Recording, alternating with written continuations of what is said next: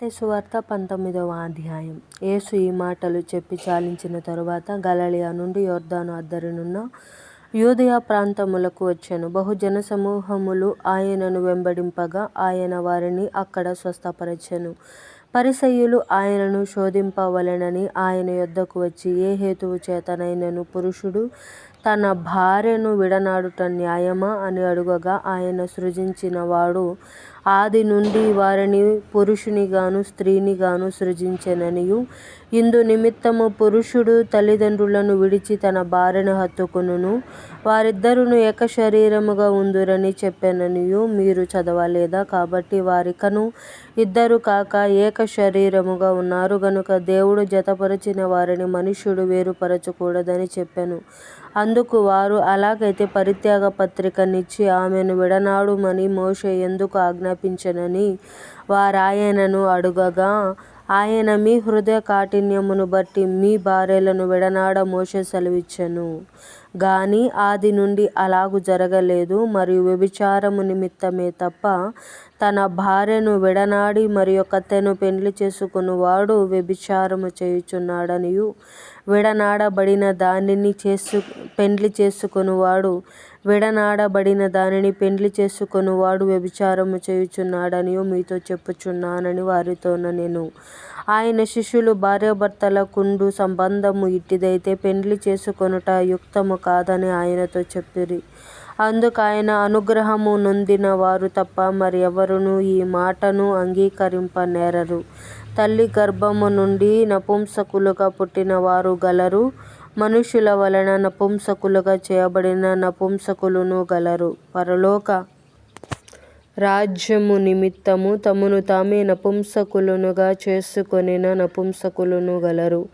ఈ మాటను అంగీకరింపగలవాడు అంగీకరించునుగాక అని వారితో చెప్పెను. అప్పుడు ఆయన వారి మీద చేతులుంచి ప్రార్థన చేయవలెనని కొందరు చిన్నపిల్లలను ఆయన యొద్దకు తీసుకొని వచ్చిరి. ఆయన శిష్యులు తీసుకొని వచ్చిన వారిని గద్దింపగా, యేసు చిన్నపిల్లలను ఆటంకపరచక వారిని నా యొద్దకు రానియ్యుడి, పరలోక రాజ్యము ఇలాటి వారిదని వారితో చెప్పి వారి మీద చేతులుంచి అక్కడ నుంచి వెళ్ళిపోయెను. ఇదిగో ఒకడు ఆయన యొద్దకు వచ్చి, బోధకుడా, నిత్యజీవము పొందుటకు నేను ఏ మంచి కార్యము చేయవలెనని ఆయనను అడిగెను. అందుకాయన, మంచి కార్యమును గూర్చి నన్నెందుకు అడుగుచున్నావు? మంచివాడొక్కడే.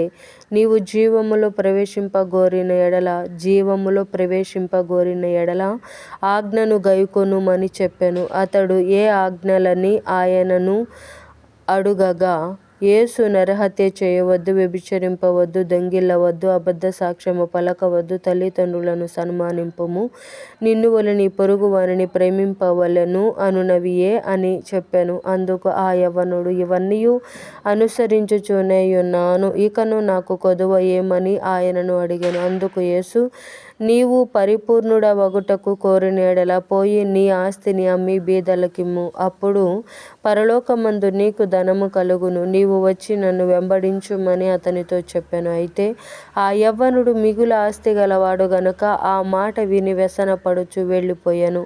యేసు తన శిష్యులను చూచి, ధనవంతుడు పరలోక రాజ్యములో ప్రవేశించుట దుర్లభమని మీతో నిశ్చయముగా చెప్పుచున్నాను. ఇదిగాక ధనవంతుడు పరలోక రాజ్యములో ప్రవేశించుట కంటే సూది బెజ్జములో ఒంటె దూరుట సులభమని మీతో చెప్పుచున్నానెను. శిష్యులు ఈ మాట విని మిక్కిలి ఆశ్చర్యపడి, అలాగైతే ఎవడు రక్షణ పొందగలడని అడుగగా, యేసు వారిని చూచి, ఇది మనుషులకు అసాధ్యమే గాని దేవునికి సమస్తమును సాధ్యమని చెప్పెను.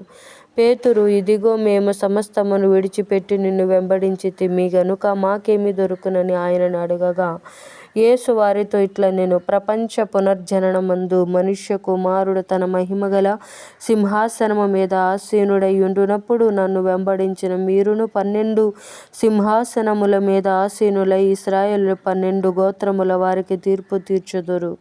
నా నామము నిమిత్తము అన్నదమ్ములనైనను, అక్కాచెల్లెండ్రనైనను, తండ్రినైనను, తల్లినైనను, పిల్లలనైనను, భూములనైనను, ఇండ్లనైనను విడిచిపెట్టిన ప్రతి వాడును 100 రెట్లు పొందును. ఇదిగాక నిత్యజీవము స్వతంత్రించుకొనును. మొదటివారు అనేకులు కడపటివారగుదురు, కడపటివారు మొదటివారగుదురు.